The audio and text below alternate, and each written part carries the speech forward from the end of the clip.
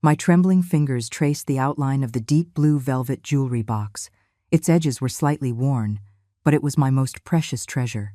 Today was Leo's 10th birthday, and I had specifically taken out this jade pendant that I had kept safe for so many years. The pendant was shaped like a teardrop, a deep, translucent green all through, with a faint, wispy line running through its center, like a tiny bolt of lightning sealed within the stone. Would Leo like it? I murmured to myself, holding the pendant up to the window. The sunlight filtered through the jade, casting a patch of green light on the floor. I remembered what my mother-in-law had said when she gave it to me. "Eleanor, this is our family heirloom. When Michael has a child, you pass it down." I sighed softly and carefully placed the pendant back in its box, then wrapped it in tissue paper. My fingers weren't as nimble as they used to be. The edges of the wrapping paper refused to line up properly. I had to unwrap and rewrap it 3 times before I was even remotely satisfied. The knuckles of my 72-year-old hands were thick, covered in the marks of time, much like my life full of wrinkles, yet still resilient. "Mom, are you ready?" My son's voice called from outside the door. "Coming, coming," I replied hurriedly, stuffing the gift into my handbag and taking one last look in the mirror. The old woman in the reflection was wearing that deep blue dress, the one Michael had given me for my birthday last year, the one I could never bring myself to wear. My silver hair was pulled back into a simple bun, and the wrinkles on my face were like a map carved by the years, recording every detail of raising my son alone. Michael was standing at the door, dressed in a sharp suit, the very picture of a successful man. A wave of warmth washed over my heart. The little boy from my memories had grown into a man who could stand on his own 2 feet. "Mom, you look great today," he said with a smile, but his eyes flickered, as if there was something he wanted to say but held back. Leo must be getting impatient. "Let's get going," I said, patting his hand, choosing not to press him. The car drove towards the Crestwood Grand Hotel, the most luxurious hotel in the city center, and my heart sank a little with every block. Last year's birthday was at home, where I could at least help in the kitchen, preparing a few of Leo's favorite dishes.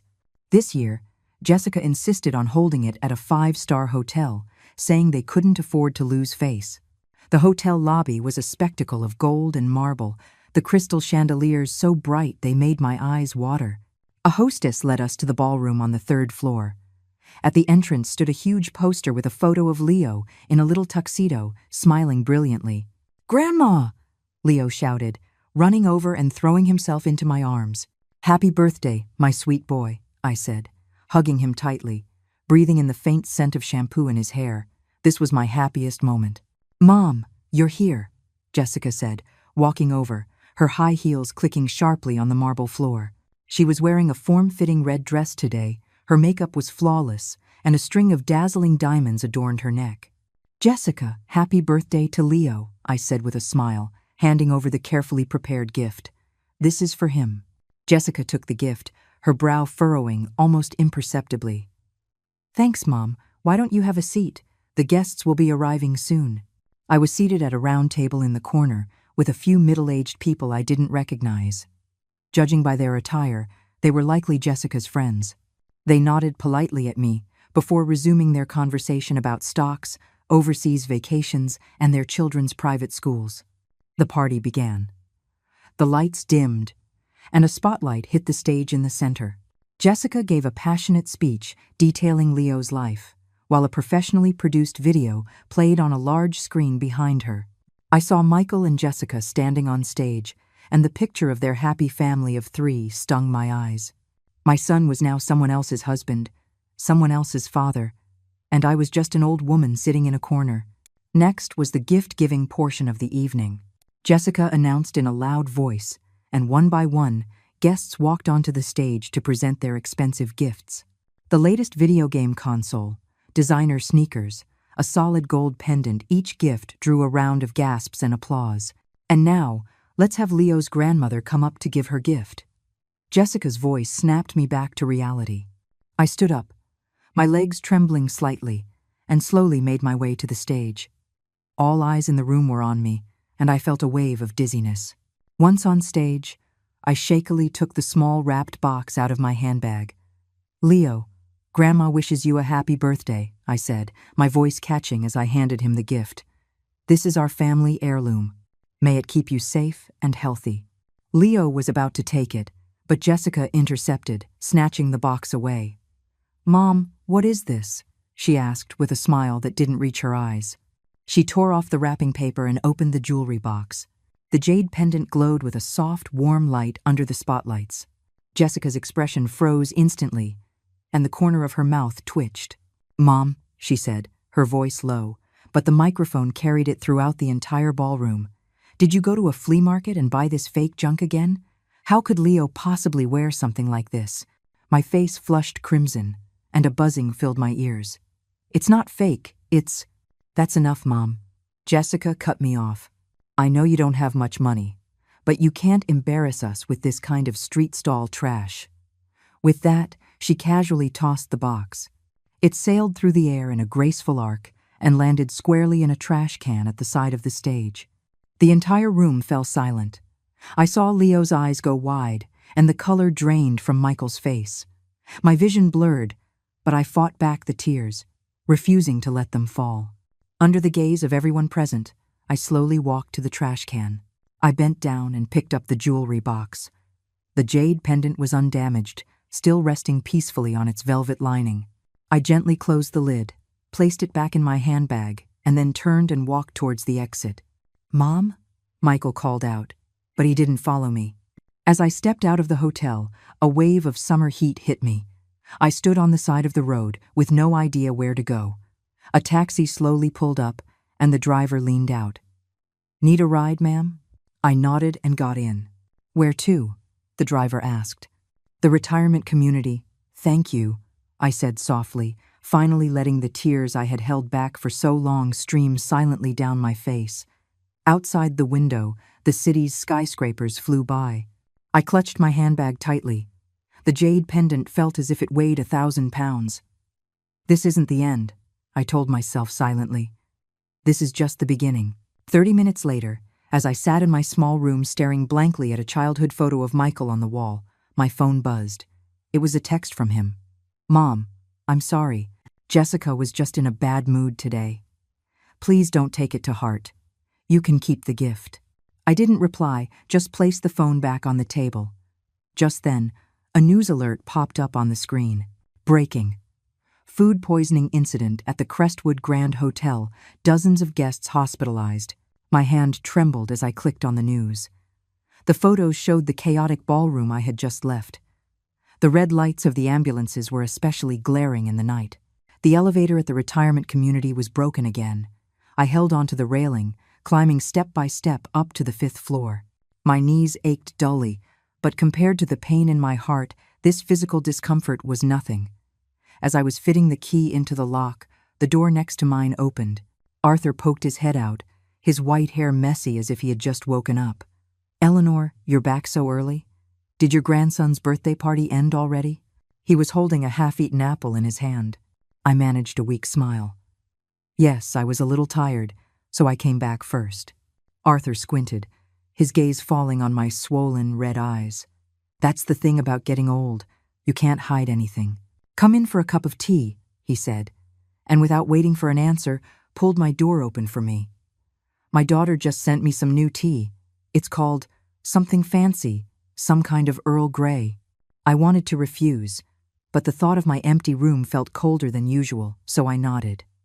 Arthur's apartment was a bit larger than mine, and the walls were covered with photographs. I sat on the sofa, my eyes drawn to a family portrait, a younger Arthur, his wife, and a little boy. "That's my son, David," Arthur said, handing me a cup of tea. The steam rose in gentle wisps. "He moved to Canada 10 years ago. I'm lucky if I get 2 calls a year." I held the teacup, its warmth seeping through the porcelain into my palms. "At least he's doing well." "Doing well?" Arthur snorted. "He married a foreign woman who won't even let my grandson learn a word of Chinese. Last year, I was in the hospital, and all he did was send a check." I silently took a sip of the tea. It had a rich aroma with a faint hint of honey. It was indeed a very fine tea. "So what happened today?" Arthur asked suddenly. "Did that daughter-in-law of yours give you a hard time again?" My hand trembled, and tea sloshed onto my pants. Arthur quickly handed me a napkin. I took it and dabbed clumsily at the spot. She threw my gift in the trash. My voice was barely a whisper. In front of everyone. Arthur's brow furrowed into a deep line. What gift? I took the velvet box from my handbag and opened it for him. The jade pendant glowed softly in the light, the lightning-like streak within it seeming even more pronounced. "This is no flea market junk," Arthur exclaimed. "I used to work in a jade factory when I was young. The quality of this piece? It's at least top grade." I shook my head with a bitter smile. "It doesn't matter anymore. What matters is that Leo never received his grandmother's gift." Arthur suddenly stood up and began rummaging through a bookshelf, finally pulling out a photo album. "Look at this," he said, pointing to a photo of a young woman wearing a jade pendant remarkably similar to the one in my hand. "This was my mother," Arthur said. "She had one just like it, said it was passed down through the generations. It was confiscated during the Cultural Revolution. She cried for a month. My heart skipped a beat. What? What a coincidence. Eleanor, where did you get this pendant?" "My mother-in-law passed it down to me. She said it was a family treasure, but I always thought it was just a replica." My voice grew quieter as memories flooded back. It was 1978, not long after I had married Michael's father, Daniel. My mother-in-law called me into her room and took this pendant from a small wooden box. "Eleanor," she had said, placing the pendant in my palm, "this has been passed down in the Miller family. This is the 4th generation it's come to. When you and Daniel have a child, you'll pass it down." I was young then and knew nothing about the value of jade. I just thought the pendant was a beautiful shade of green. Later, after my husband passed away early, I raised Michael on my own. During the hardest times, I had considered selling it, but every time I took it out, I couldn't bear to part with it. It was the only heirloom the Miller family had left. "Eleanor," Arthur's voice pulled me back to the present. "Are you all right?" I shook my head and closed the jewelry box. "I'm fine, just thinking about some old times." Arthur sighed. "Children, they're a debt we pay. My son was even worse than your daughter-in-law back in the day. When he got married, he told me straight, 'Dad, don't come. Your clothes are too old-fashioned. You'll embarrass me.' And what happened after?" I couldn't help but ask. "After?" Arthur gave a bitter laugh. "His business failed. His fancy wife left him. Only then did he remember his old man. Now he calls every month, says he wants to come back and see me. Did you forgive him? What choice do I have? He's my own flesh and blood. You can break the bone, but the sinew holds." Arthur's eyes glistened with unshed tears. I looked down at the jade pendant in my hand and suddenly understood why my mother-in-law, on her deathbed, had repeatedly insisted that I personally hand it to my grandson. She had foreseen it. One day, the Miller family would need this heirloom to hold the bloodline together. My phone rang suddenly. It was Michael. I took a deep breath and answered. "Mom, are you home?" Michael's voice was heavy with exhaustion. "I'm home. Don't worry. About what happened today, Jessica didn't mean it. She's just blunt. She speaks without thinking." I closed my eyes, forcing the tears back. "I know. How are things on your end? I saw on the news there was trouble at the hotel. Food poisoning. Dozens of people were sent to the hospital. It's a good thing you left early." Michael's voice suddenly dropped, as if he were talking to someone else. "Mom, I have to go to the hospital. Jessica's dad got sick too. You should get some rest. I'll come see you tomorrow." The call disconnected. I sat frozen on the sofa, the jade pendant in my hand, suddenly feeling immensely heavy. "Your son?" Arthur asked. I nodded. He said Jessica is just blunt. "Blunt?" Arthur scoffed. "That's called having no class." I stood up. "Thank you, Arthur. I think I need to be alone for a bit." Back in my own apartment, I pulled open a drawer and took out an old, faded photo album. In one picture, Michael was just a baby. I was holding him, my face beaming with the joy of new motherhood. My husband stood beside me, his hand on my shoulder, a shy smile on his face. It was the last photo taken of him before he died. 3 months later, he was gone forever in a factory accident. I stroked the photograph, memories rushing back like a tide. All those years, raising Michael alone, working at the textile mill during the day, and taking in sewing work at night. How many times had I sewn until dawn, my fingers pricked and bleeding, just to buy my son a new copy of the children's encyclopedia? Michael made me proud. The day he got into college, I cried all night. After graduation, he joined a multinational corporation, climbed the ladder, and eventually met Jessica, the heiress to the Zhou Group. I still remember the first time I met Jessica. She was wearing a designer dress and high heels, looking up and down our 500-square-foot-old apartment. Her brow wrinkled so tightly you could pinch a fly in it. "Mom, we're getting married," Michael announced excitedly. But I saw the disdain in Jessica's eyes, and my heart had already turned cold. The wedding was lavish. The Zhou family booked an entire 5-star hotel. I sat at the head table in a rented dress, feeling completely out of place. Jessica's father, Richard Zhou, a sharp-eyed, middle-aged man, raised his glass to me and said, "We're all one family now." At the time, I was naive enough to believe he meant it. The phone rang again, an unfamiliar number. "Hello, is this Miss Eleanor Miller?" a woman asked. "Yes, it is. This is the City First Hospital's Wellness Center. There were some abnormalities in your checkup report from last month. We need you to come in for a follow-up. Can you come in tomorrow?" My heart sank. What kind of abnormalities? "The doctor will explain in detail." "Would 9 o'clock tomorrow morning work for you?"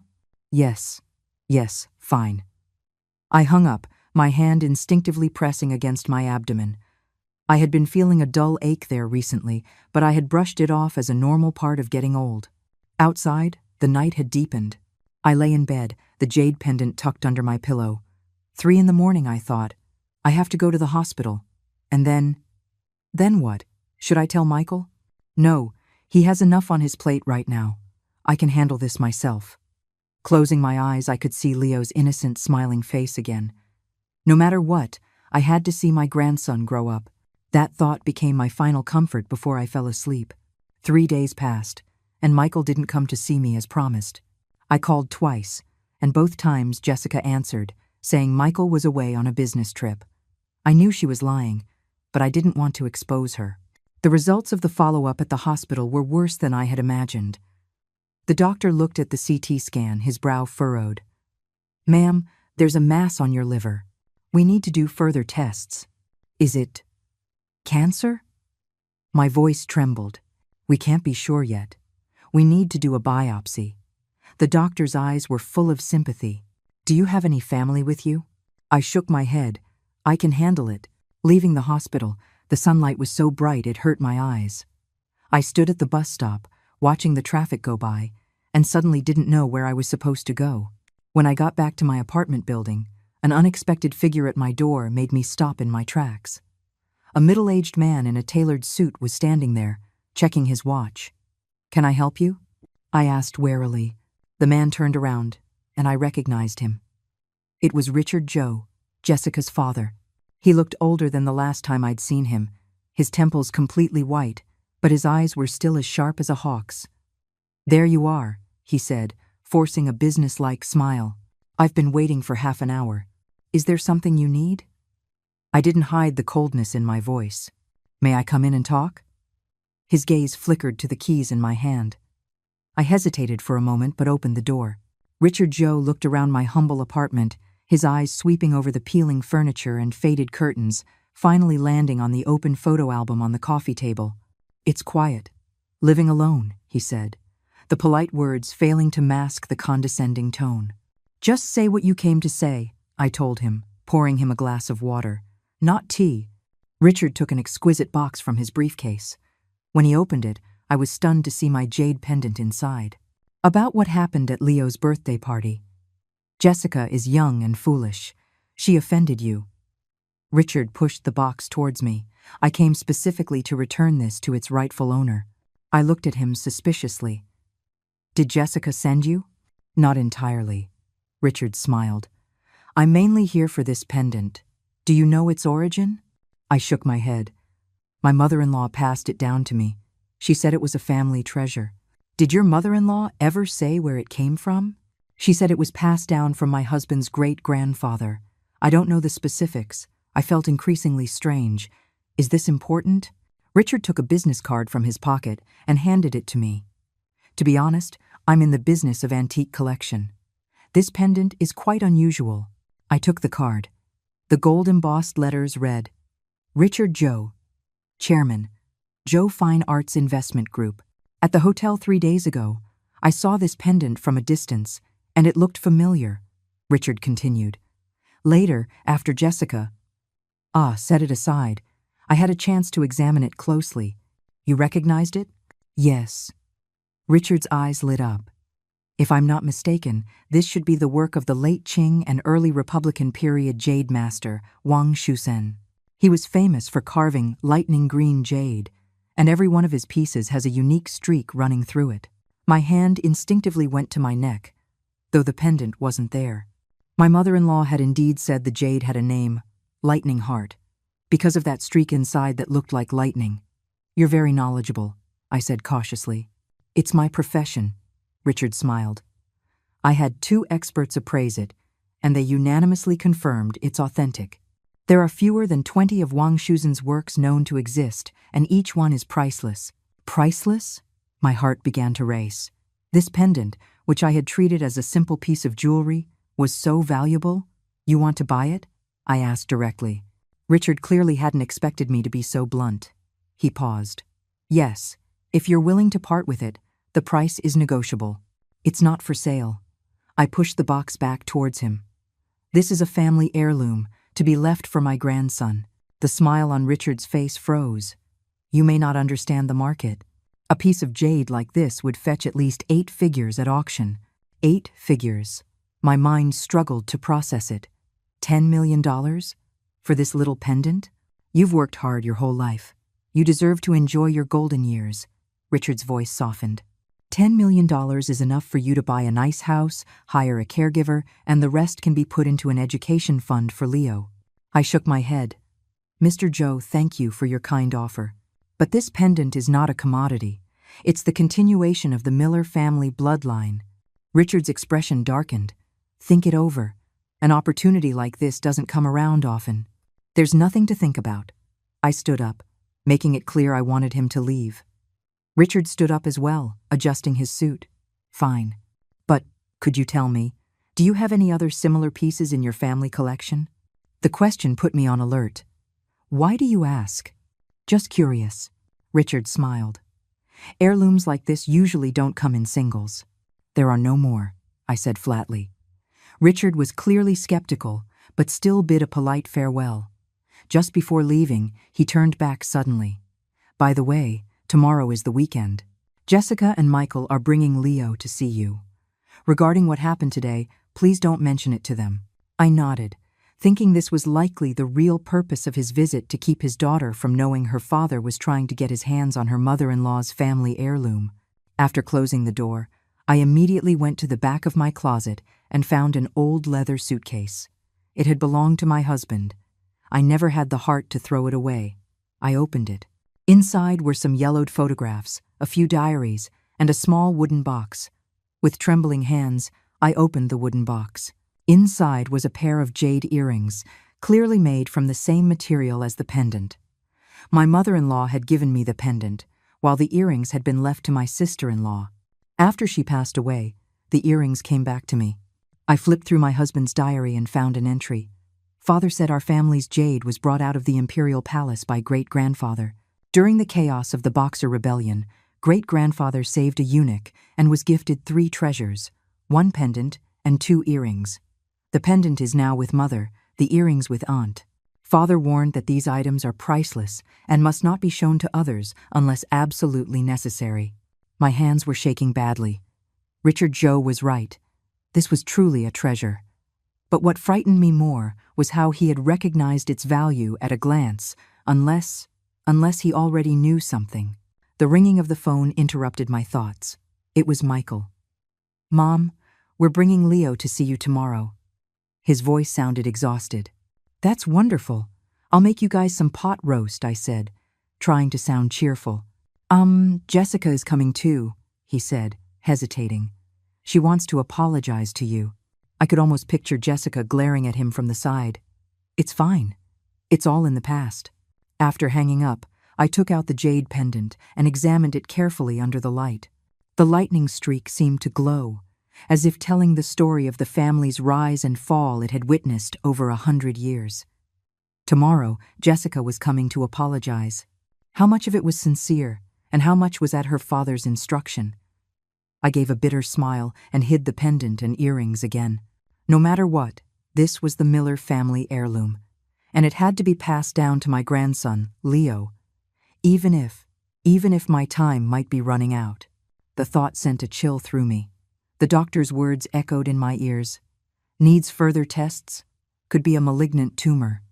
I shook my head, pushing away the pessimistic thoughts. I was going to see my grandson tomorrow.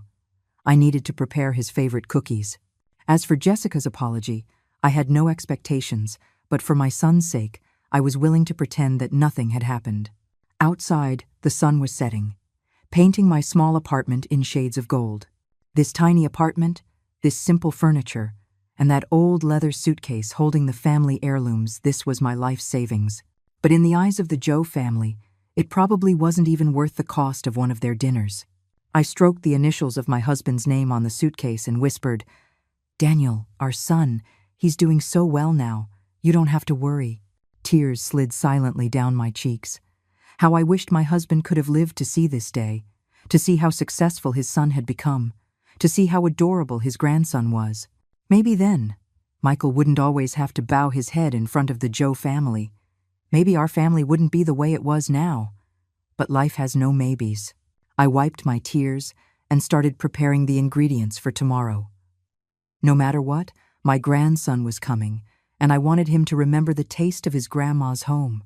Richard Joe began to appear in my life with increasing frequency. At first, it was a weekly visit when he was in the neighborhood. Then it became every 2 or 3 days, each time with expensive gifts, imported fruits, health supplements, and once even a massage chair that filled my tiny living room to the brim. "You live alone. You have to take care of your health," he would say with false sincerity, his eyes constantly scanning my apartment as if searching for something. I knew what he was looking for: more heirlooms. Ever since the incident with the jade pendant, Richard was convinced that this unassuming old woman was hiding more valuable antiques. Today he came again, bringing a box of what he claimed was a premium Dragonwell tea. I made him tea, observing him covertly. Richard wore a custom-tailored suit, his leather shoes shone, and the Patek Philippe on his wrist glittered in the sunlight. He held the teacup in a contrived manner, as if deliberately showing off the large jade ring on his thumb. "So, have you considered my offer?"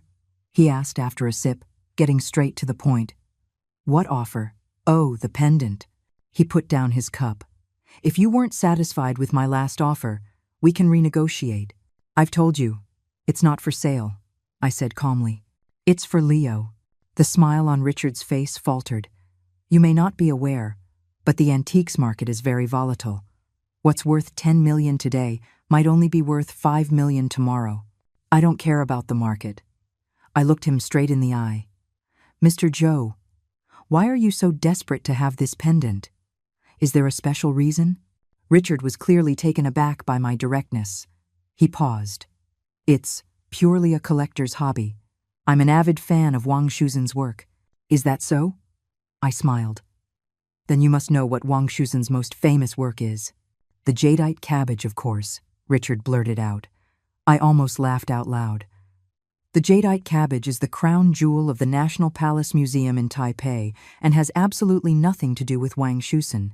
This self-proclaimed antiques expert didn't even know the basics. Richard realized his mistake, and his face turned ugly. "What I meant was, Mr.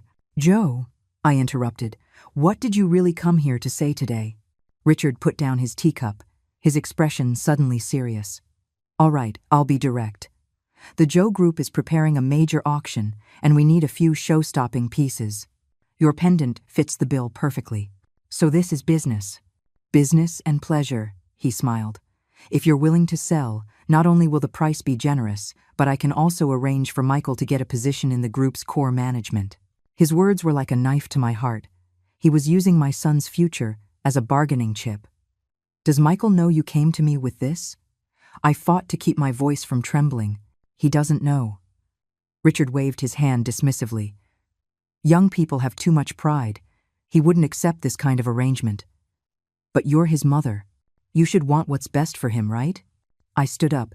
Mr. Zhou, please leave. Richard also stood, the smile gone from his face. Eleanor, don't be ungrateful. Where do you think your son's position in the Zhou family comes from? If Jessica hadn't taken a liking to him, he'd still be a nobody working for a salary. My son earns a living through his own abilities. He doesn't steal or cheat. I stared directly into his eyes.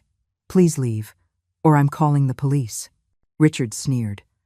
Fine, we'll see about that. He turned towards the door, then suddenly spun back around. By the way, how are your recent medical results? Is your liver doing okay? The blood froze in my veins. How did he know about my medical tests? Seeing my expression, Richard smiled triumphantly. I have friends at the hospital. At your age, you have to take care of your health. Living alone. What if something were to happen? He didn't finish the sentence, but the threat was unmistakable. After the door closed, I collapsed into a chair, my hands shaking so badly I couldn't hold my teacup. Richard was not only after my heirlooms, he was investigating my health. The discovery sent a chill down my spine. Trembling, I called Arthur. 10 minutes later, he was knocking on my door. What's wrong? You look terrible, Arthur said with concern as he entered. I told him everything about Richard, including the part about him investigating my health. After listening, Arthur's brow furrowed. That old fox, he said angrily. Eleanor, you have to be careful. People like him will do anything to get what they want. What should I do? I asked helplessly. In my 70-plus years, I had never felt so alone and powerless. Arthur thought for a moment. First, hide your valuables. Second, does your son know about any of this?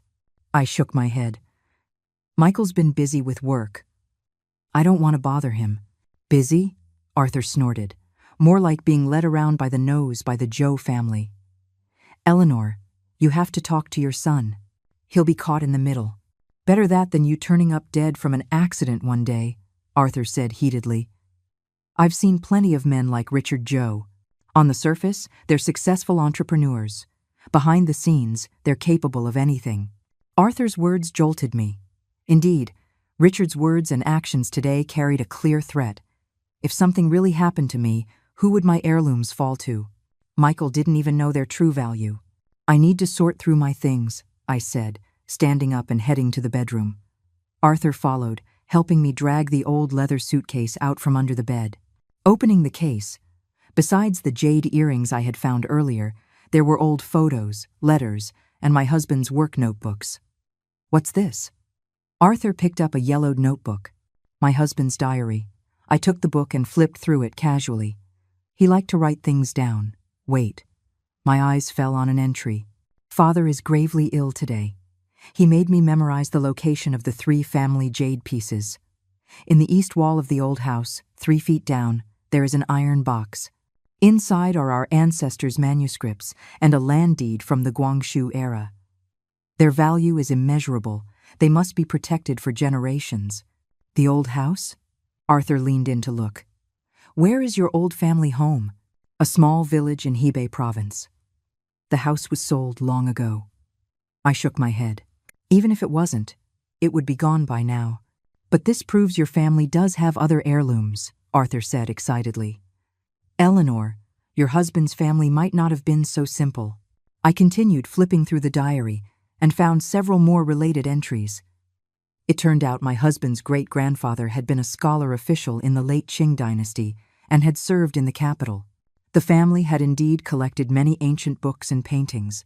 Later, the family fell on hard times, and most of it was sold off, leaving only the most precious few pieces they carried with them. Richard Zhou might know something about this, Arthur analyzed. That's why he's so interested in you. This speculation sent a shiver down my spine. If Richard had long known about the Miller family's valuable artifacts, then his daughter's approach to Michael, I didn't dare think further. Just as we were engrossed in the materials, the doorbell rang. Arthur and I exchanged a nervous glance. I'll get it, Arthur said. Standing outside was Michael, holding 2 bags of fruit. He was clearly surprised to see Arthur. "Mom, you have a guest," he said, walking in, his eyes lingering for a moment on the open suitcase. "Arthur is helping me sort through some old things," I said, quickly closing the case. "What brings you here?" "I was just passing by, thought I'd check on you." Michael put down the fruit and hesitated. Was Jessica's dad here earlier?" My heart skipped a beat. "How did you know?" "His car was parked downstairs." Michael's expression was complicated. "What did he say to you?" I hesitated, debating whether to tell my son the truth. Looking at his tired eyes, my heart softened. Nothing much, just came to see how I was doing. Michael was clearly unconvinced, but didn't press the matter. He sat down and poured himself a glass of water. "Mom, the Zhou family, they're in some trouble recently." "What kind of trouble?" "Cash flow problems," he sighed. "The Zhou group expanded too quickly. Now the banks won't approve their loans, and several major projects have stalled." My heart sank. No wonder Richard was so desperate for my heirlooms. "So, Jessica's dad has been looking for money everywhere," Michael continued. "I heard he's even preparing to auction off his own collection." Arthur coughed beside me, giving me a pointed look. I understood his meaning. This was exactly why Richard was pursuing me so relentlessly. "Michael," I asked cautiously, and I'm just saying if, Mom could help, would you accept it?" Michael looked up sharply. "Mom, where would you get money?" "I have some old things," I said vaguely. "They might be worth something." "No," Michael refused flatly. "That's your retirement savings. I'll figure something out for the Zhou family's problems. You don't need to worry." Looking at his stubborn face, I felt both relieved and heartbroken. Although my son had been influenced by the Zhou family for so many years, deep down, he was still the same good boy who didn't want his mother to worry. "By the way," Michael said suddenly, "Leo has a parent-child event at school next month. He wants you to come too." "Me?"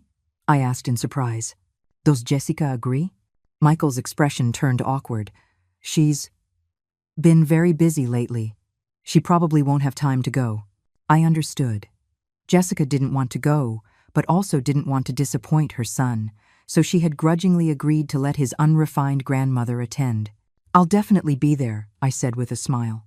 Michael stayed for a little while longer before leaving, saying he had to go back to the office to work overtime. As he was leaving, he looked at me with a hesitant expression. "Mom, Jessica's dad, if he comes looking for you again, don't agree to anything he asks." I nodded, my heart filled with mixed emotions. My son clearly knew something, but he chose not to say it outright. How long could this delicate balance be maintained? After Michael left, Arthur helped me organize the materials, setting aside the diary with the important entry. "Eleanor, you need to keep these things safe," he said seriously. "It would be best to put them in a bank's safe deposit box. Go tomorrow." I agreed, but my mind was on something else. The Zhou family's financial crisis, would it affect Michael and Leo? As a mother and a grandmother, what was I supposed to do? Late at night, I opened my husband's diary again, searching for more clues about the iron box under the east wall of the old house. If there were truly valuable artifacts hidden there, maybe they could help my son through this crisis. But another voice in my head spoke up. "These are the Miller family heirlooms. They should be passed down to future generations, not used to fill the Zhou family's financial black hole." I was caught in a deep conflict. Outside, a bright moon hung high in the sky, its cold light shining down on this sleepless old woman. The hospital corridor seemed longer than usual. I sat on a bench, clutching the biopsy report, the doctor's words echoing in my ears. "Ma'am, it's confirmed. Liver cancer. Late stage. Without treatment, you have an estimated 6 to 9 months. 6 to 9 months. What could I do in such a short time? See my grandson grow up? See my son break free from the Zhou family's control? Uncover the secrets buried in the old Miller house?" "Mom?" I looked up sharply. Michael was standing in front of me, his face etched with worry. "Why was he here? What are you doing at the hospital? Are you feeling unwell?" He knelt down and took my hand. I quickly stuffed the report into my bag. "Nothing, just a routine checkup." "A checkup?" Michael frowned. "Then why are you in the oncology department?" Damn it. I had forgotten this was the oncology waiting area. I forced a smile. Oh, Arthur thought a relative of his was in this ward. He asked me to check, but I must have gotten the floor wrong. Michael looked at me with suspicion but didn't press further. He helped me up. I was just here for some business. I'll drive you home. In the car, Michael told me he was actually there to visit Richard Joe. The great and powerful father-in-law had been hospitalized for a stomach ulcer. Jessica has been at the hospital with him for days. The house is a mess, he sighed. Leo's being neglected, not even doing his homework. Why don't you let me take care of Leo for a few days? I asked tentatively. Michael's eyes lit up. Really? Would that be too much trouble for you? How could taking care of my grandson be trouble? I said with a smile, though my heart ached. If I only had 9 months to live, I wanted to spend as much of it as possible with Leo. And so, the next day, Leo was sent to my retirement community apartment. The 10-year-old boy was a bundle of energy, turning my small home upside down, but I cherished every moment of it. Cooking for him, helping him with his homework, listening to his stories about school, these ordinary moments were now priceless to me. Grandma, why do you keep rubbing your tummy? Leo asked suddenly. I dropped the hand that had unconsciously strayed to my liver. Oh, Grandma's just got a bit of a stomachache. It's an old problem. My dad gets stomachaches too, Leo said with the air of a tiny adult. Mom says it's because he always listens to your home remedies instead of going to the doctor like a normal person. My heart felt like it had been pricked by a needle. So this was how Jessica slandered me in front of my grandson. Leo, the herbal soups Grandma teaches you to make, that's wisdom passed down from our ancestors, I said as calmly as I could. But you're right. When you're sick, you should see a doctor. Grandma goes for checkups all the time. Leo nodded, then suddenly lowered his voice. Grandma, I know Mom is mean to you sometimes. Don't be sad. When I grow up, I'll protect you. The child's innocent words brought tears to my eyes. I hugged him, breathing in the scent of sunshine in his hair. Okay, Grandma will be waiting. At that moment, I made a resolution. In the limited time I had left, I would pass on the most important things to my grandson, not just the jade pendant, but the values of the Miller family. In the afternoon, I took Leo to the park. He played excitedly on the swings while I sat on a bench watching him. Suddenly, I noticed a familiar figure in the distance. Jessica. She was standing in the shade of a tree, talking angrily into her phone. I was about to call out to her when I overheard her words drift over. The old woman is trying to interfere again, taking my son without even telling me. What heirloom? It's just a bunch of junk. My dad was right, that family is definitely hiding something better. My heart sank. Wasn't Jessica supposed to be at the hospital with her father? Why was she here?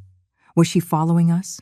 Just then, Leo saw his mother and ran over happily. Mom! Jessica's expression shifted from anger to surprise, then she forced a smile. Sweetheart, what are you doing here? Dad said I could stay with Grandma for a few days, Leo answered innocently. Grandma made me super delicious pot roast. Jessica's face darkened. She walked over to me, her voice icy. Mom, don't you think you should have asked me before taking Leo? Michael said he already told you, I replied, confused. He told me, but I didn't agree, Jessica snapped. Leo has tutoring sessions to attend. He doesn't have time to be wasting here. Leo tugged at his mother's sleeve. Mom, I don't want to go to tutoring. I want to stay with Grandma. Be quiet, Jessica said, grabbing Leo's hand sharply. Say goodbye to your grandmother. We're going home. Leo started to cry, struggling to get away. It broke my heart to see him like this. I took a step forward. Jessica, the boy doesn't want to go. Don't force him. The tutoring can be rescheduled. You stay out of it. Jessica suddenly exploded. You think I don't know what you're trying to do? Teaching him about herbal soups and traditional values? You're just trying to turn him against me, aren't you? I stared at her in shock. I would never think of such a thing. I'm warning you, Jessica hissed, her voice low but every word like a knife. Stay away from my son. If I find you secretly contacting him again, you'll regret it. With that, she forcibly dragged Leo away. He looked back at me, his eyes filled with tears, crying out, Grandma. The image shattered my heart. Back home, I collapsed into a chair, shaking. It wasn't because I was afraid of Jessica's threats, but because I suddenly realized that if I were gone, who would teach Leo to be honest, kind, and respectful? Certainly not Jessica. And Michael? Under the thumb of the Zhou family, he had already lost himself. I had to do something. That evening, Michael called, his voice weary. "Mom, did Jessica come to see you today?" "She came and took Leo," I said, trying to keep my voice steady. She's overreacting," Michael sighed. Her father's condition has gotten worse. The doctors suspect it might be stomach cancer. Jessica is not emotionally stable." My heart lurched. Richard Zhou had stomach cancer? No wonder he had been so desperate for my heirlooms. He probably felt his own time was running out. "Michael," I hesitated, "there's something I need to talk to you about. Can we meet? Just the two of us?" There was a moment of silence on the other end. "Mom, is there something wrong with your test results?" My son's perceptiveness made my nose sting. I had raised him, after all. How could he not notice something was wrong? "It's nothing major. I just have something to tell you in person," I said evasively. "Okay, I'll come see you tomorrow at noon," Michael agreed, though his voice was tinged with anxiety. After hanging up, I took out the hospital report and read it again.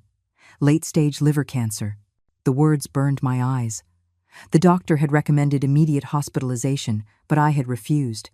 I didn't want to spend my final days in a hospital bed. More importantly, I had too much to do. Protect the heirlooms from the Zhou family, ensure Leo inherited the Miller family's spirit, and uncover the secret of the old house, if it really existed. The next day at noon, Michael arrived as promised. He looked much more haggard, with dark circles under his eyes, clearly having not rested well. "Mom, what did you want to tell me?" he asked, getting straight to the point. I took a deep breath, deciding not to mention my illness just yet. "Michael, do you know what your great-grandfather did for a living?" Michael paused. "Wasn't he a minor government clerk or something?" I shook my head and took out my husband's diary. "Look at this."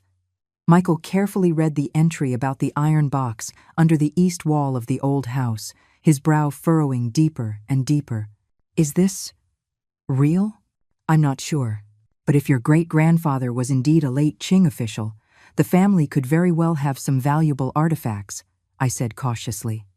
"The problem is, Richard Zhou seems to have known about this all along." Michael's face changed. "Are you saying he approached you and had Jessica marry me, all because he was after our family's heirlooms?" Michael shot up, pacing back and forth in the tiny living room. "That's impossible. It's too absurd." "Michael, I'm not trying to drive a wedge between you and your wife," I said softly. "But think about it. Why was Richard so obsessed with my seemingly ordinary jade pendant? Why did he investigate my medical reports?" "He investigated you?" Michael looked at me in shock. I nodded and repeated Richard's threatening words to him. After I finished, Michael's face turned ashen. "Mom, I don't know what to say," he stammered. "If this is true, then my past 10 years. He didn't finish, but I knew what he meant.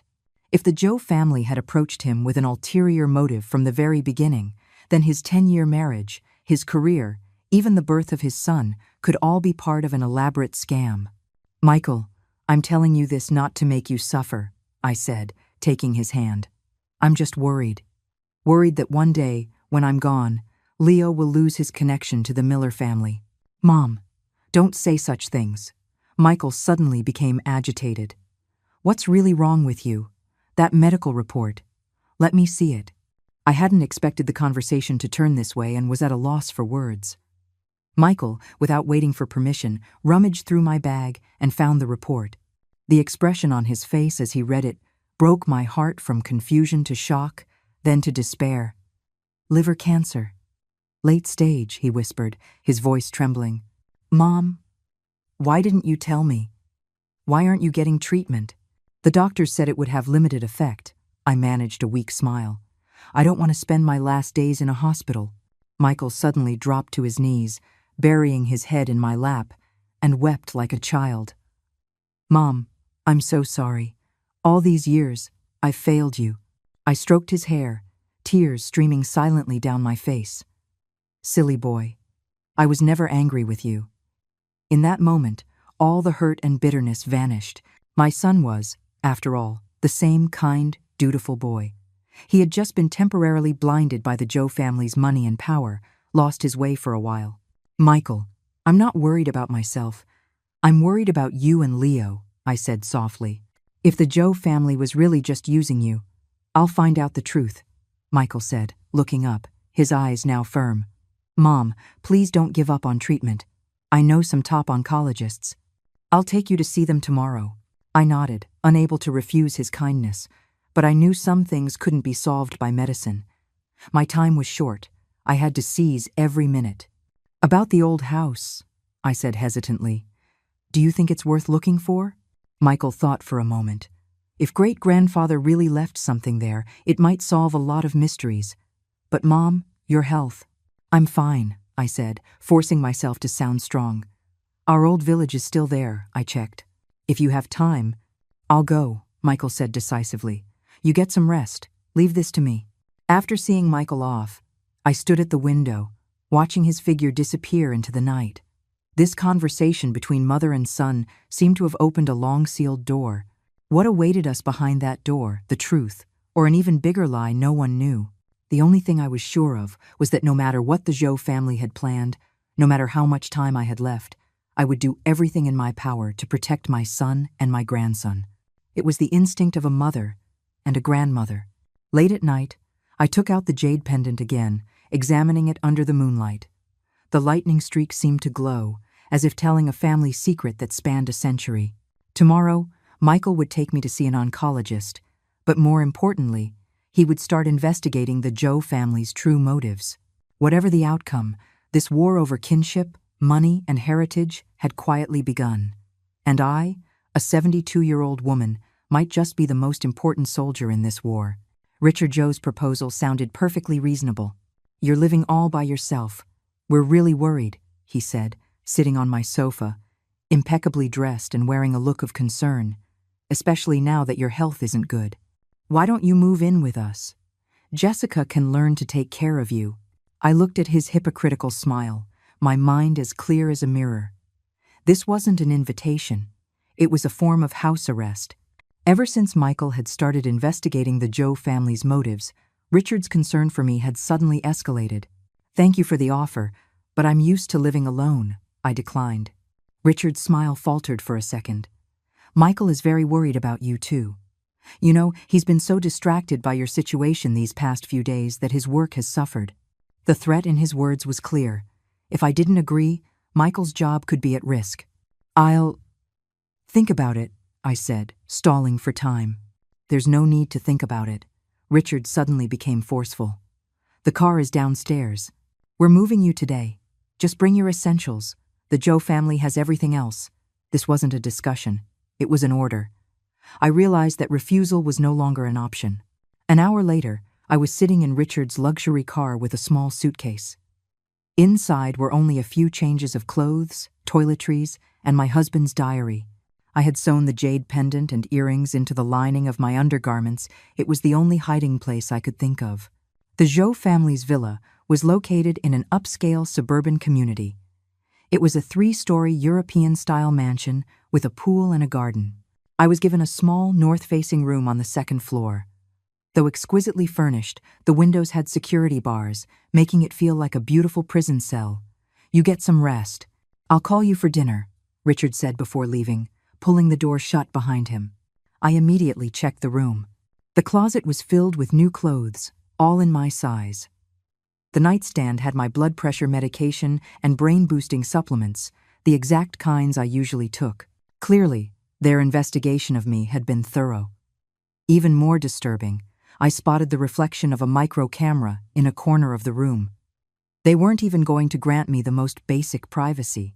At dinner, I saw Jessica for the first time in a while. She had lost weight and had dark circles under her eyes. It seemed Richard's illness was truly taking a toll on her. Mom, she greeted me coldly, then didn't look at me for the rest of the meal. Michael wasn't home. He was supposedly on a business trip. Leo was at boarding school and would only be back on the weekend. The dinner table consisted of just me, Jessica, and Richard. The atmosphere was suffocatingly silent. "I've arranged for a doctor to come give you a full checkup tomorrow," Richard said while cutting his steak. "Liver cancer is no small matter. It requires systematic treatment." I looked up at him. "How did you know I have liver cancer?" "I only told Michael." Richard's expression didn't change. "I have friends at the hospital." "Don't overthink it. We're all doing this for your own good." "For my own good," I sneered internally. They just wanted to confirm how much time I had left so they could proceed with their plans. Back in my room, I locked the door, though I knew they must have a key. I took the jade pendant from its hiding place and examined it under the light. How many secrets were hidden within that lightning streak? Why was Richard so obsessed with it? The next morning, a doctor did indeed arrive, carrying a portable ultrasound machine to examine me. Richard stood by the entire time, feigning concern while actually monitoring the situation. The results were worse than before. "The tumor has spread," the doctor said gravely. "You need to be hospitalized immediately." "There's no need," I refused calmly. "I know my situation. I'd rather spend my final days in peace than be tormented in a hospital." The doctor tried to persuade me further, but Richard surprisingly intervened. "Let's respect her wishes. We can arrange for home care." After the doctor left, Richard sat by my bed, his expression more sincere than ever. "I know you don't trust me, but please believe me, I genuinely admire the Miller family heirlooms. If you're willing to part with them, I guarantee you'll receive the best medical treatment and Michael's career will reach new heights." "You want to trade my life for your collection," I said, looking him straight in the eye. Richard shook his head. "You would be trading your wise decision for your son's future. Think about it. After you're gone, won't those things end up with Michael anyway? And his position in the Zhou family? Are you threatening a dying woman?" I scoffed. "No. I'm giving a mother one last chance to do something for her son." He stood up. "Think it over." After the door closed, I was trembling all over, not just from anger, but from fear. Richard had dropped all pretense. I had to find a way to contact Michael, or at least ensure the heirlooms didn't fall into the Zhou family's hands. In the afternoon, while Richard was out and Jessica wasn't home, I slipped out of my room, hoping to find a phone to call Arthur. But the landlines in the villa required a code to dial out, and I had no idea what it was. My cell phone had been taken away under the guise of preventing radiation from affecting your health. As I stood lost in the living room, a voice came from behind me. "Grandma." I turned to see Leo standing at the top of the stairs, his school bag still on his back, his face full of surprise. "Leo, aren't you supposed to be at school?" "Dad picked me up," he said, running down to hug me. "Grandma, what are you doing here?" Just as I was about to answer, footsteps sounded on the stairs again. Michael came down and was visibly stunned to see me. "Mom, what are you?" "Your father-in-law brought me here. Said it would be easier to take care of me," I said with a bitter smile. "It seems no one told you." Michael's expression shifted from surprise to anger. They made a decision behind my back again. He led me and Leo to the sofa and quickly explained why he was back early. He had gone to our old hometown and found the old house. "There really was an iron box under the east wall," he whispered, "but it was empty. Someone had gotten there first." My heart sank. Richard Zhou. Most likely. I found out he visited that village 5 years ago. Michael's eyes glinted with fury. "Mom, you can't stay here any longer. They're clearly holding you captive." "I know, but how do I leave?" Michael thought for a moment. "I'll arrange something for tomorrow. For now, I have to pretend I don't know anything. Or they'll get suspicious." He turned to Leo. "Son, don't tell Mommy or Grandpa that you saw Grandma here, okay?" Leo nodded seriously. "I know, they're the bad guys." His words stunned both Michael and me. A 10-year-old child could see things so clearly. That evening, when Richard and Jessica returned, they were clearly unsettled by Michael's sudden appearance. At dinner, Jessica kept asking why he was back early, and Michael used the excuse that his project had finished ahead of schedule. "Oh, by the way, Mom wasn't feeling well, so I brought her here to stay for a few days," Richard said nonchalantly, as if it were the most normal thing in the world. Michael feigned surprise. "Really? That's great. I was worried about Mom living alone. I watched my son act, feeling both proud and pained. He had learned to put on a mask in front of the Joe family. What a sad way to grow up. Back in my room, I heard footsteps lingering outside my door. They were still watching me, even with my son back. Late at night, I got up quietly, and by the moonlight, wrote down the events of the past few days, then hid the note in my undergarments. If Michael could really get me out tomorrow, I would give this to Arthur to keep as evidence. The next morning, Michael announced he was taking Leo to the amusement park. Jessica was about to go with them but was stopped by Richard, who said he had something important to discuss with her. I could see the disappointment in Michael's eyes. He had planned to use this opportunity to get me away. At 10 in the morning, Richard also left, saying he was going to the hospital for a checkup. The villa was left with just me, Jessica, and 2 maids. I was sitting in my room when I heard a knock. "Come in," I said. The door opened, and Jessica stood there, holding a cup of tea. "Mom, have some ginseng tea. It's good for you." Her sudden gentle tone made me wary. "Just leave it there. I'll drink it later." But Jessica came in and placed the tea on the nightstand. "Mom, I know you don't like me, but you have to understand, my dad and I are just trying to do what's best for Michael. Controlling him like a puppet, is that what's best for him?" I couldn't help but retort. Jessica's face changed. "Who's been telling you that? Michael?" I realized I had misspoken and quickly tried to cover. "I have my own eyes. Your family has never treated him like one of your own. That's because he always puts you first." Jessica suddenly grew agitated. "We've been married for so many years, and he still asks for your opinion on everything."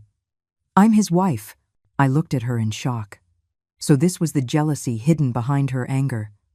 "Jessica, a man's love for his mother doesn't mean he doesn't love his wife," I said softly. "Enough," Jessica interrupted. "Drink the tea and get some rest. My dad has arranged for a lawyer to come tomorrow. You'll need to sign some papers." "What papers?" "Guardianship transfer," she said coldly. "The doctors believe your mental state is not suitable for independent living. As your only son, Michael will have full authority over your care." A chill ran through me. They not only wanted to control my assets, but they also wanted to strip me of my final shred of autonomy. After Jessica left, I poured the tea down the toilet. Who knew what they had put in it? Then I sat on the edge of the bed, planning my next move. If the lawyer really came tomorrow, what should I do? If I refused to sign, would they forcibly use my hand to make a print? At 3 in the afternoon, the doorbell rang. I saw Arthur standing at the gate from my window, and my heart leaped. How did he find me here? Jessica went to answer the door. I heard her ask impatiently, "Who are you looking for?" "I'm an old neighbor of Eleanor Miller's. I heard she was here and came to see her," Arthur's voice carried up.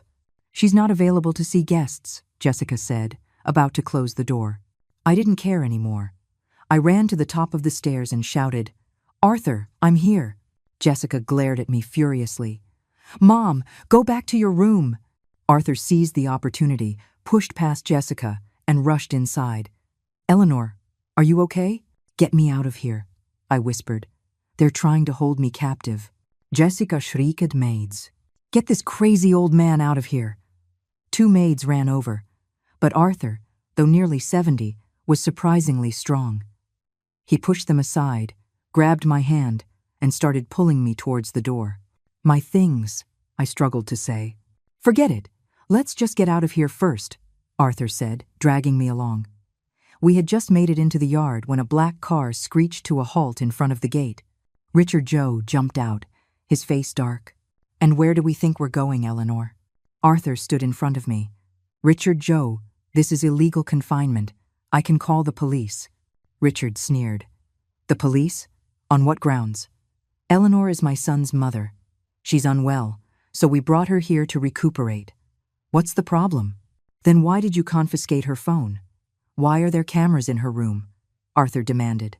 Richard's face changed. "How did you know about that?" He turned to me. "It seems your old neighbor is more than he appears." I stood up straight. "Richard, I'm leaving. You have no right to keep me here." "Of course. You're free to leave at any time," he suddenly conceded. "But your things must stay." especially those little trinkets. His eyes darted towards me, and I knew what he meant. If I wanted my freedom, I had to hand over the heirlooms. Fine, I agreed through gritted teeth. Let me go back to my room to get my luggage. Richard smiled, satisfied. Now that's more reasonable. Jessica, accompany her upstairs.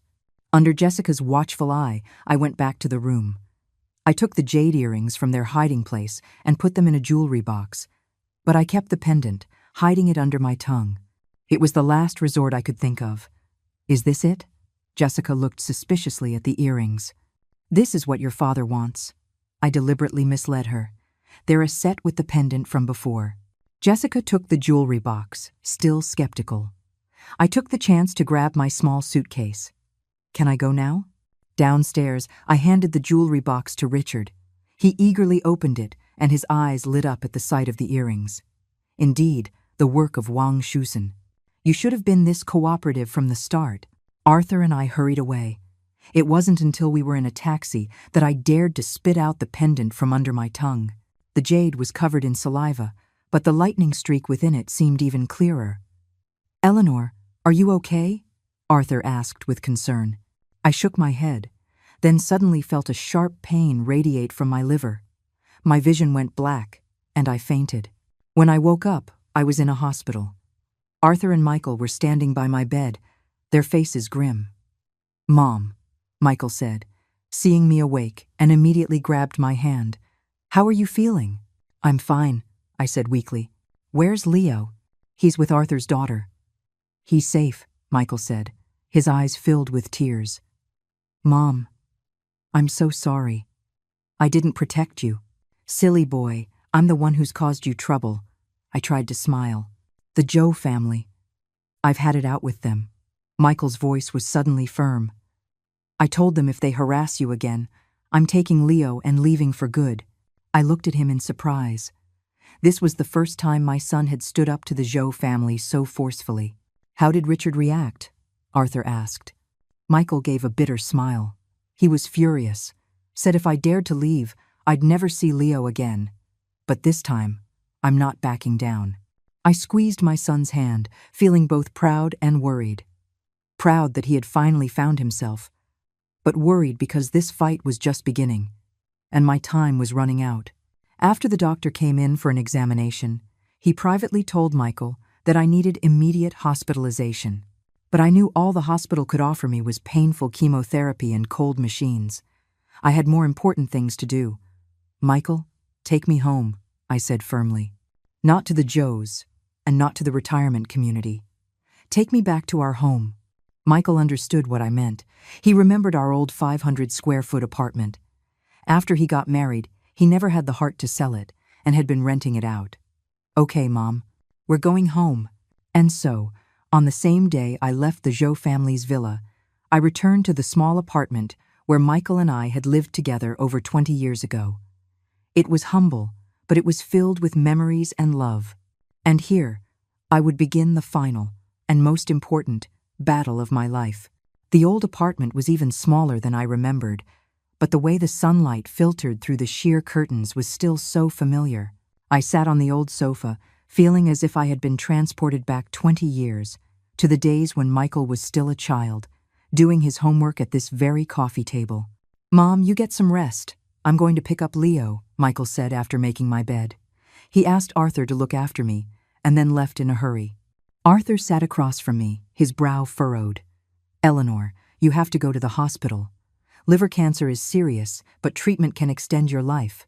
Arthur, I interrupted, my time is short. Instead of wasting it in a hospital, I want to do something meaningful. I took the folded piece of paper from my pocket. This is a record of my time in captivity, including Richard's threats. Please keep it for me, just in case. Arthur took the paper, his eyes red. Don't talk like that. Michael is on your side now. Things will turn around. I gave a bitter smile. The Joe family won't let us go easily, especially now that they only have part of the heirlooms. Those earrings are very valuable. According to Richard, they're the work of a late Qing jade master, priceless, I sighed. But the pendant is the most important piece. It's not only more valuable, it also... I hesitated, then decided to tell Arthur. There's a secret inside the pendant. My husband's diary mentioned that his great-grandfather hid an important document, miniaturized, inside the jade. Richard probably knows this, which is why he's so obsessed. Arthur's eyes widened. A document? What kind of document? I don't know. The diary only says it concerns the family's honor and disgrace. I shook my head. To get the document out, the pendant has to be destroyed. I could never bring myself to do it. As we were talking, the doorbell rang. Arthur went to answer it, and was surprised to find Leo standing there alone. "Grandma!" Leo ran in and threw himself into my arms. Dad told me to come first. He had to run an errand. I held my grandson, and suddenly something felt wrong. "Leo, how did you get here? Who brought you?" "Mommy's driver," Leo answered innocently. "But Daddy doesn't know." Arthur and I exchanged a look. We were both alarmed. Why would Jessica take the initiative to send Leo here? It was completely out of character. "Leo, what else did Mommy say?" I asked softly. "She told me to see where Grandma lives and tell her when I get back." Leo suddenly lowered his voice. "But I'm not going to tell her. I know Mommy and Grandpa are mean to Grandma." My heart clenched. Jessica was using her own child to spy on us. "Leo, good boy," I said, stroking his hair. "Listen to Grandma. When you get back, if Mommy asks, just say you can't remember the address, okay?" Leo nodded, then looked around curiously. "Grandma, is this where Dad lived when he was little? It's so small." "Yes, it's small, but it was warm," I said with a smile. "Come, Grandma will show you pictures of your dad when he was a boy." I took out my treasured photo album and flipped through it with Leo. The Michael in the photos had been a serious child, from his young pioneer portrait to his college entrance photo, always smiling so brightly. "Daddy was so skinny when he was little," Leo commented. "Yes, we were poor back then. Your dad couldn't even afford the bus fare to school. He walked 40 minutes every day," I said, pointing at a photo. "But he was very determined. He always got the best grades." Leo's eyes lit up. "I want to get the best grades, too." Looking at my grandson's innocent face, I suddenly decided to tell him something important. "Leo, Grandma has something to tell you. Do you know what a family heirloom is?" Leo shook his head. "An heirloom isn't just something valuable. It's a family's skill and spirit." I took out the jade pendant and showed him the lightning streak. "This is our Miller family heirloom. One day, it will be passed down to you. But more important than this is to remember the Miller family values: honesty, hard work, and filial piety." Leo nodded, half understanding, his small hand gently touching the pendant. "It's so beautiful. Grandma hopes that when you grow up, no matter how wealthy you become, you will never forget these qualities," I said, holding back tears. "Can you promise, Grandma?" "I promise," Leo said solemnly, then suddenly asked, "Grandma, are you going to die?" The question pierced my heart like a knife. A child's intuition is always so sharp. "Everyone dies one day, Leo," I said softly. "But what's important is what you do and what you leave behind when you're alive." Leo suddenly threw himself into my arms and started to cry. "I don't want Grandma to die." I held him, tears streaming silently down my face. At that moment, how I wished I could live a few more years, to watch Leo grow into a man. The sound of a key turning in the lock interrupted our tender moment. Michael was back, his face unusually grim. "Mom, I just came from the lawyer's office," he said, glancing at Leo, and hesitated. "Leo, why don't you go play in the other room for a bit?" Arthur gently led the child away. Michael sat down, his voice low. "Richard Joe has filed a petition with the court to have you declared legally incompetent, with me and Jessica as your guardians." A chill ran down my spine. "On what grounds?" "He found 2 doctors to issue certificates, stating that your mental state is unstable due to the liver cancer and that you require guardianship." Michael clenched his fists. "What's worse, he's claiming that the junk you collect is a safety hazard and needs to be appraised and stored by a professional, meaning him." "That's just blatant robbery," Arthur said angrily. "Is there a court date?" I asked, forcing myself to remain calm. "Next Wednesday." Michael looked at me with anguish. "Mom, I won't let them get away with this. I've already contacted a lawyer friend. He's going to help us fight. I took my son's hand. Michael, I'm not afraid of going to court. I've lived for over 70 years, and I've never bowed my head to anyone. Michael's tears finally fell. Mom, I've let you down so much over the years. Don't say that. I patted his hand. The most important thing now is to prepare for the hearing. Richard is rich and powerful. We have to be fully prepared. Arthur suddenly spoke up. Eleanor, didn't you have a recording of Richard threatening you? Jessica's people took it. I shook my head. But I remember what was said. I can write it down. It's not enough. We need physical evidence, Arthur mused. Wait, the security cameras in the Joe's villa. If we can get the surveillance footage. Michael's eyes lit up. I can try. I helped them install that system. I know the password. It's too dangerous, I objected. If you get caught. Mom, this is something I have to do, Michael said firmly. I've been a coward for too long. Now it's my turn to protect you. Looking at his determined eyes, I felt both proud and worried. Proud that my son had finally found his courage, but worried that he might lose everything because of it, his career, his family, even custody of Leo. That night, Michael insisted on staying with me, sending Leo back with Arthur. Before bed, I took out the jade pendant and examined it under the light. The lightning streak seemed to glow, as if telling me something. Michael, come look, I called my son over. Your father's diary says there's an important document hidden in here. Michael took the pendant in surprise. Inside? How? I'm not sure. The diary says your great-grandfather used a special technique to seal a miniaturized document inside the jade, I said, pointing to the lightning streak. It might have something to do with this. Michael held it up to the light, observing it closely. Mom, this streak doesn't look natural. It's too regular. It looks like some kind of symbol. Can you get it out? I don't know. It would probably require professional tools, Michael hesitated. Mom, if we take it out, it will damage the pendant. Do it, I made up my mind. If the document inside can help us fight the Joe family, it's worth it. Michael nodded and carefully put the pendant away. I'll find a jade expert tomorrow to ask about it. Late at night, I lay in bed, the pain in my liver becoming increasingly unbearable. I bit down on my lip, trying not to make a sound and wake my son sleeping in the next room. Moonlight filtered through a crack in the curtains, drawing a silver line on the wall. I remembered the night my husband died. The moonlight was just like this. Michael was only 6 then, clinging to my leg, asking where his daddy had gone. I told him his daddy had become a star in the sky and would always be watching over us. More than 30 years had passed. That little boy had grown into a man, and I was nearing the end of my life. But this time, I wouldn't leave suddenly like my husband had. I would arrange everything to protect my child and my grandchild.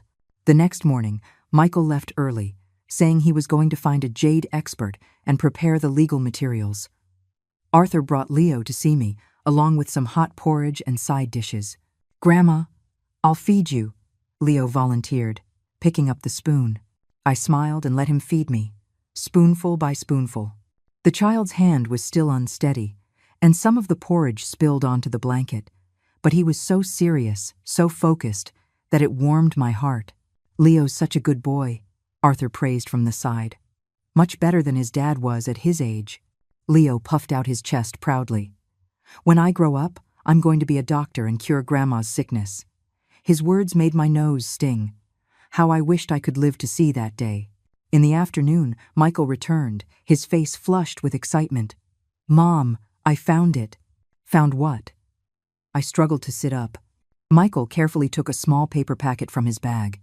He opened it to reveal a piece of paper as thin as a cicada's wing, covered in tiny, dense script. This is the document from the pendant? How did you get it out? I asked in amazement. I found a friend who's a jade carver. He used a laser to cut a tiny opening along the lightning streak and took this out, Michael said excitedly. And you'll never guess what it is. Arthur and I leaned in to look, but the words were too small to read. It's a secret letter from the year 1900, Michael whispered. My great-grandfather was serving in the Foreign Office at the time, and he recorded a secret deal between a certain prince and a foreign power, and this prince was Richard Joe's great-grandfather. I gasped.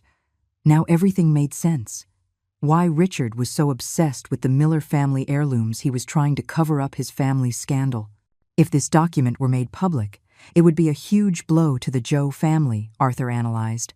Especially since Richard has always portrayed himself as a patriotic businessman and often talks about his family's glorious history in the media. Michael nodded. I've already had a friend make high-resolution scans and enlargements. This document will be our trump card in court. Looking at my son's shining eyes, I suddenly felt a pang of heartache. He was about to face his own wife and father-in-law in court. That would be a painful choice for anyone. Michael, are you sure about this? I asked softly. This could destroy your marriage. Michael's expression became resolute. Mom, that marriage was already dead. Jessica and her father only ever saw me as a puppet and a tool. Right now, I just want to be a son you can be proud of. I took his hand, my vision blurring with tears.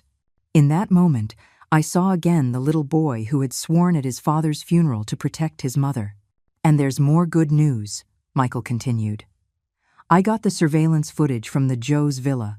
All of your conversations during your stay were recorded, including Richard threatening you. How did you get it? Arthur asked in surprise. Michael smiled. I am, after all, the son-in-law of that family, and I was the one who helped them upgrade their security system. Just as we were talking, the doorbell rang. Michael went to answer it, and I heard a familiar female voice. Michael, where did you take my son? It was Jessica. She had found us. Jessica stormed in, her high heels clicking, her perfect makeup unable to hide the fury in her eyes. She was visibly stunned to see Arthur and me there. Mom, Arthur, she managed a greeting, then immediately turned to Michael. Where is Leo? I called the school. They said he wasn't there today. I took a day off for him to see his grandmother, Michael said calmly. Is there a problem? A flicker of panic crossed Jessica's eyes. You know my dad is applying for guardianship, right? The judge won't like you taking the child out of his normal environment. Normal environment? Michael sneered. You mean the house full of surveillance cameras that doesn't even spare an old woman? Jessica's face changed. What are you talking about? Stop pretending, Jessica. Michael's voice was suddenly weary. I've seen the surveillance footage. I know exactly how you and your dad treated my mother. Jessica's lips trembled. Michael, let me explain. Explain what? Explain why you put a 72-year-old woman under house arrest? Explain why you tried to steal the Miller family heirlooms? Michael's voice grew more agitated. Or explain how your great-grandfather betrayed his country? The last sentence exploded in the room like a bomb. Jessica's face went deathly pale. How did you know? So it's true. Michael laughed bitterly. You knew all along, didn't you? Your family approached me just to cover up this scandal. Jessica suddenly screamed hysterically. It wasn't like that. Not at first. I just liked you. Her voice dropped. Later, Dad found out about your family's heirloom secret, and then, the admission was like a dagger to Michael's heart. I saw my son's body sway, as if struck by an invisible blow. 10 years, Michael's voice was hoarse. 10 years of marriage was all a lie. Jessica started to cry. No, I do love you. It's just my dad, Enough, Michael cut her off. I'll see you in court on Wednesday. Now please leave. Jessica stood frozen, tears streaking her perfect makeup. Leo, can I see Leo? Not today, Michael said firmly. He needs to be with his grandmother. Jessica looked at me, her eyes suddenly filled with hatred. It's all your fault. If it weren't for you... Arthur immediately stepped in front of me. Jessica, watch your words. Jessica took a deep breath and turned towards the door. Before leaving, she gave Michael one last look. You'll regret this. After the door closed, the room was silent. Michael collapsed into a chair, his head in his hands, his shoulders trembling slightly. I struggled to my feet and went to him, gently stroking his hair. Michael. Mom, I'm fine, he said, looking up, forcing a smile. It's just 10 years. To think I was living in a lie, I didn't know how to comfort him. Any words would feel hollow in the face of such pain. Arthur broke the silence. What now? The Zhou family won't give up easily. Michael forced himself to pull together. We stick to the plan. On Wednesday, in court, we exposed them with the document and the surveillance footage. But the guardianship case, I said, worried. If they win, I'll lose all my autonomy. They won't, Mom, Michael said, taking my hand. I've already filed a countersuit to have Jessica's joint custody of Leo revoked. Also, my lawyer friend found a precedent. A child's parents cannot simultaneously serve as guardians for that child's grandparent. It's a conflict of interest. I nodded, but I was still uneasy. Richard was wealthy and influential. He could afford the best lawyers. All we had was the truth and justice, and in this world, sometimes those things feel so powerless. That evening, Michael went to Arthur's to pick up Leo. The child seemed to sense the tension between his parents and was unusually quiet and well-behaved. Before bed, he took my hand and said, "Grandma, Dad said we're going to move out. Is that true?" I looked at Michael, who nodded gently. "Yes, sweetie." I stroked Leo's face. "You and Dad will have a new home. Will Grandma come with us?" The question pierced my heart. Would I live to see that day? "Grandma will always be watching over you," I said evasively, fighting back tears. Leo seemed satisfied with the answer and soon fell asleep. Michael and I sat in the small living room, planning our next moves. "I've sent scans of the document to several media outlets," Michael said in a low voice. "As soon as Richard's scandal is exposed in court, they'll publish the story immediately." "Isn't that too harsh?" I hesitated. "After all, this involves Jessica and Leo." "Mom, have they ever shown us any mercy?" Michael retorted. "Think about what they did when you were so sick." I was speechless. He was right. Richard had even threatened me, implying I could die from an accident. "There's one more thing," Michael hesitated. "I contacted a friend at the museum. They're very interested in our family heirlooms, especially the jade set. If you agree, they're willing to acquire them for a high price and display them in the museum, with a plaque crediting the donation to the Miller family." I thought for a moment. The pendant and earrings, yes, but I hope to leave one piece for Leo. It is, after all, the Miller family legacy. "Of course," Michael nodded. "I'll have the best jade craftsman restore the pendant, although the lightning streak will leave a mark." "That's fine," I said with a smile. "Let that mark remind Leo that some truths, even if hidden for 100 years, will eventually see the light of day." The next day, Michael was busy preparing materials with the lawyer, while Arthur helped me sort through all the savings and property documents I had accumulated over the years. It wasn't much, but I wanted to have everything in order before I left. "Eleanor, you need to write a will," Arthur advised. "Specify how the heirlooms and property should be distributed." I nodded. "I want to leave most of it to Leo, but set up a trust fund managed by Michael, which Leo can only access when he's an adult." "What about the jade pendant?" "It goes directly to Leo, but with the condition that he must be 18 to wear it," I mused. "I don't want Jessica or Richard to get it through him." Arthur helped me contact a lawyer friend who came to the apartment that afternoon to help me draft the will. As I signed it, my hand was shaking so badly that I had to stop and take several deep breaths. "Ma'am, do you need to go to the hospital?" the lawyer asked with concern. I shook my head. "No, I'm fine. Let's continue." After signing, I felt as if a great weight had been lifted from my shoulders. Whatever the outcome of Wednesday's hearing, at least my final affairs were in order. That evening, Michael brought back some good news. He had found a new job at a startup. "The salary isn't as high as at the Zhou Group, but there's equity," he said excitedly. "The CEO is a college friend of mine, very reliable." I was happy for him, but also worried. "Will the Zhou family?" "They don't have that much influence," Michael said confidently. "Besides, once the document is made public, Richard will have his own problems to deal with. He won't have the energy to come after me."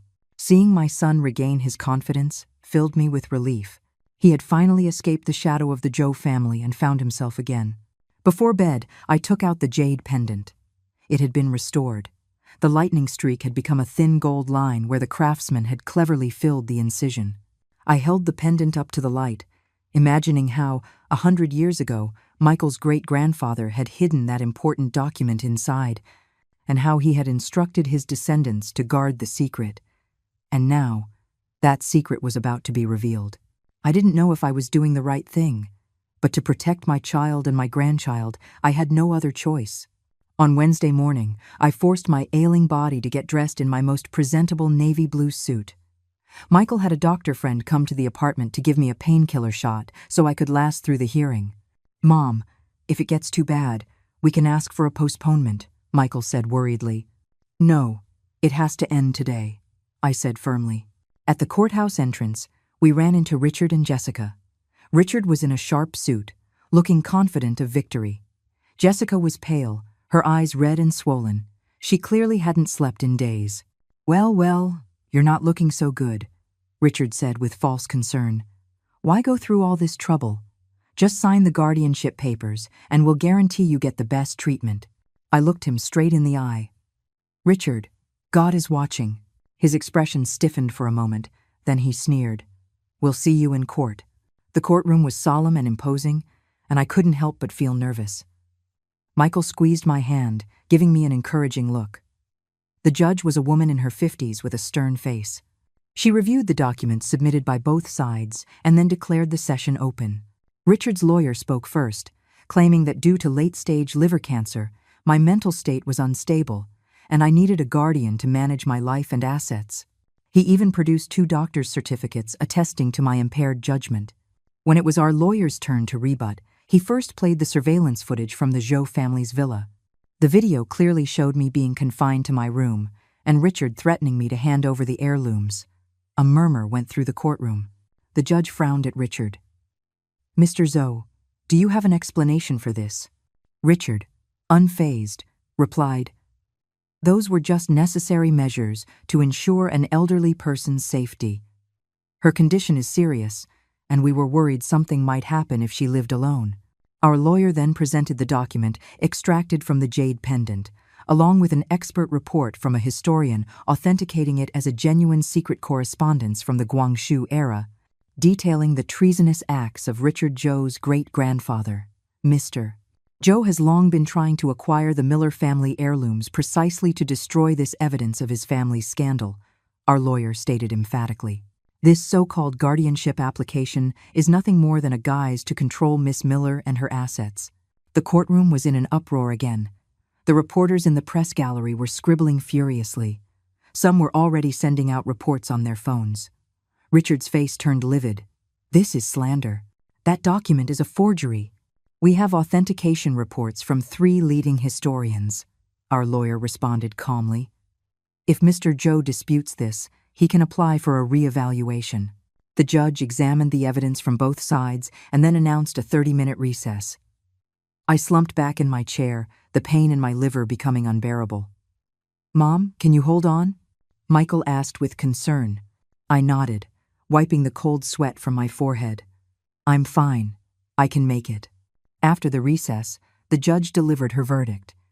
She dismissed Richard Zhou's guardianship application, severely criticizing his actions as a grave violation of public morals. At the same time, she approved Michael's countersuit, temporarily suspending Jessica's joint custody of Leo pending further hearing in family court.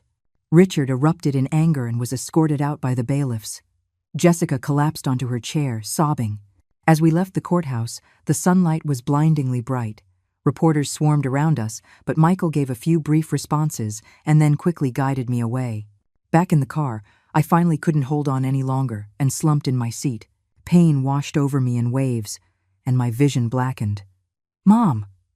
"Hold on, we're going to the hospital right now." Michael's voice seemed to come from far away. I struggled to stay conscious. "Michael. Mom. Might not make it." "Don't say that. You'll be fine." Michael's voice was choked with sobs as the car sped towards the hospital. On the edge of consciousness, I vaguely saw my husband's youthful, smiling face. He was waving to me, just like he did on our first date over 30 years ago, shy and gentle. "Daniel, just wait a little longer," I said in my heart. "Let me see our grandson one more time." And then, darkness consumed everything. Blinding white light, the smell of disinfectant, the rhythmic beeping of a machine. I slowly opened my eyes and found myself in a hospital bed, hooked up to various tubes. "Mom, you're awake." Michael's face came into view. He was unshaven, his eyes bloodshot. He clearly hadn't slept in a long time. Leo, I managed to get out. He's fine. He's with Arthur's daughter, Michael said, taking my hand. Mom, you were in a coma for 3 days. The doctor said, he said, his voice choked, unable to continue. I understood. My time had come. Michael, bring. Leo. Each word took all my strength. Michael nodded and rushed out of the room. A few moments later, he returned with Leo, with Arthur following behind. Leo's eyes were red, clearly from crying. He tiptoed to my bedside. Grandma. I tried to lift my hand to stroke his small face. His hand gripped my fingers tightly. It was so warm, so real. Leo, Grandma's. Gift to you? I said, looking at Michael. Michael understood. He took the jade pendant from his pocket and gently placed it around Leo's neck. This is the Miller family heirloom, I said in broken phrases. Take care of it. Grow up to be a good person. Leo's tears fell onto the back of my hand, scalding hot. Grandma, I don't want a gift. I want you to be okay. How I wanted to promise him that. How I wanted to watch this little angel grow up, get married, and have children of his own. But life is full of regrets. Michael, I turned to my son.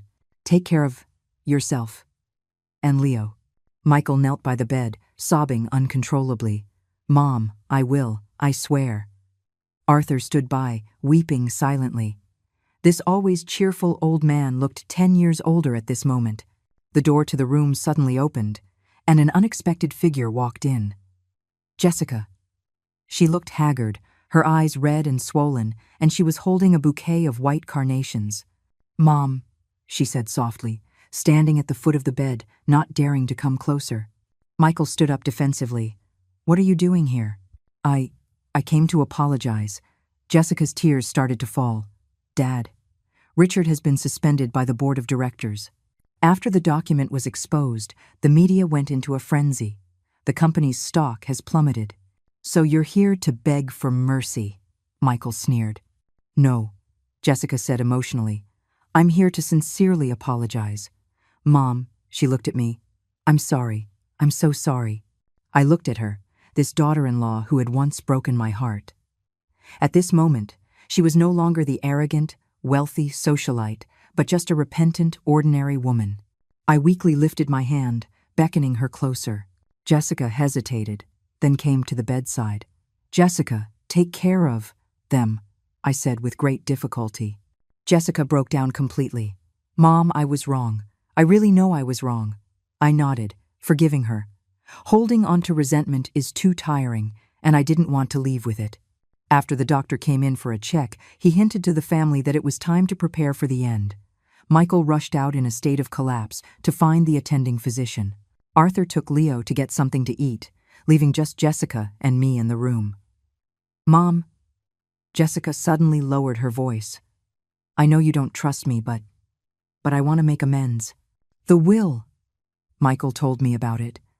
I will respect your wishes. I will never touch that property. I looked at her in surprise. The change was so sudden. I watched the surveillance footage. All of it. Jessica's tears wouldn't stop. I saw how my dad threatened you, and I saw how you treated Leo. She choked up. Only then did I understand what real love is. I squeezed her hand in understanding. Sometimes people need to go through a storm to see what's truly important. After Michael returned, I asked Jessica to leave. I needed to speak with my son alone.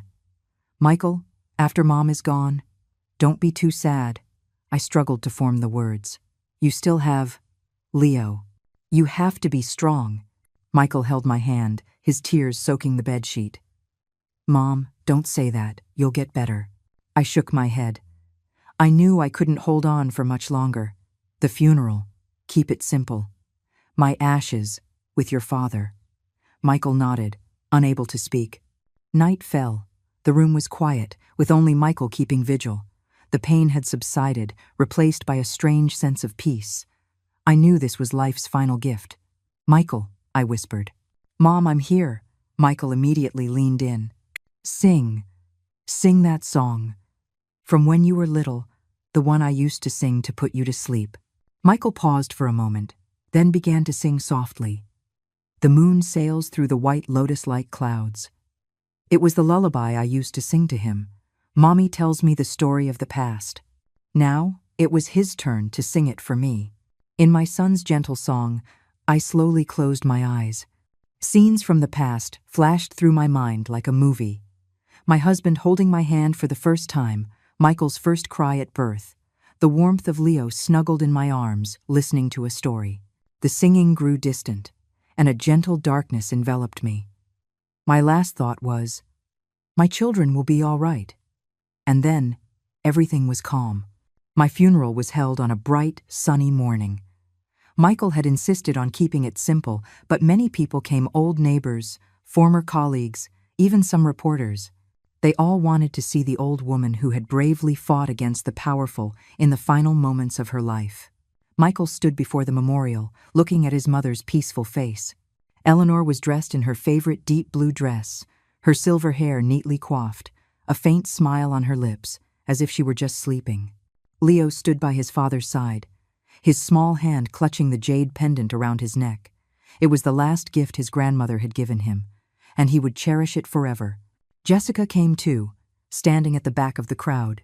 Since the sensational lawsuit, her relationship with Michael had become delicate, not divorced, but not reconciled either, a co-parenting relationship based on their love for Leo. Richard Joe's reputation was in ruins due to the company scandal and the attempted guardianship manipulation. He had gone abroad to recuperate. Arthur, as a lifelong friend, delivered the eulogy. He spoke of Eleanor's ordinary yet resilient life, widowed young, raising her son alone to be successful, and in her old age, fighting to protect her family's legacy. Eleanor is gone, but she has left behind the most precious inheritance, a character of integrity and selfless love. Arthur's voice choked. Her story tells us that no matter how powerless a person may seem, they have the right to say no in the face of injustice. Michael listened, tears streaming silently down his face. His mother's life had no earth-shattering achievements, but through her quiet resilience, she had taught him what dignity and love meant. After the funeral, Michael took Leo back to their new rented apartment. It wasn't large, but it was full of sunlight, and Eleanor's favorite landscape painting hung on the wall. "Dad, has Grandma really become a star?" Leo asked, looking up. Michael knelt down to be at eye level with his son. "Yes, she will always be in the sky, watching over us." "Will she see me get into college, get married, and have kids?" "Of course," Michael said, holding back his tears. "Grandma will be so proud of you." Leo nodded seriously, his small hand touching the jade pendant again. "I'll take good care of the family heirloom and pass it down to my children one day." Michael hugged his son tightly. His mother's passing had broken his heart, but it had also made him understand his responsibility as a father. He swore to pass on the values his mother had taught him: honesty, diligence, and respect to Leo. That evening, Michael sorted through his mother's belongings. Besides the jade pendant for Leo, his mother had specified the distribution of a few other items. Her husband's diaries and family photos were for Michael to keep, some old stamps and coins were to be donated to a museum, and her remaining savings were to establish an education fund for Leo's college. What surprised Michael the most was a special note in the will. If Jessica truly repented, his mother hoped Michael would give her another chance. "Mom, you were always so kind," Michael whispered, tears welling up again. Meanwhile, in his apartment at the retirement community, Arthur was talking to a photo of Eleanor. "Eleanor, you left too soon." He poured 2 glasses of wine, placing one in front of the photo. "But don't you worry, I'll keep an eye on Michael and Leo." He took a sip of wine and suddenly smiled. "By the way, Jessica came to see me today. She wants to fund a scholarship in your name, the Eleanor Miller Traditional Medicine Scholarship to help poor students studying Chinese medicine. Would you call that a prodigal daughter returning?" The Eleanor in the photo smiled, as if in approval. Arthur had a few more glasses, and in his drunken haze, he seemed to see his old friend sitting across from him, in the same deep blue dress, with the same silver hair and warm smile. "Eleanor, in the next life, let's meet sooner," Arthur mumbled, then fell asleep at the table. Moonlight shone through the window, illuminating Eleanor's photograph and Arthur's white hair. It was quiet and peaceful, just like the old woman who had passed, but would forever live on in the hearts of those who loved her. A life ends, but love and legacy are eternal. Eleanor Miller had proved this in her final days. And her story, through Michael, Leo, and that time-worn jade pendant, would continue on.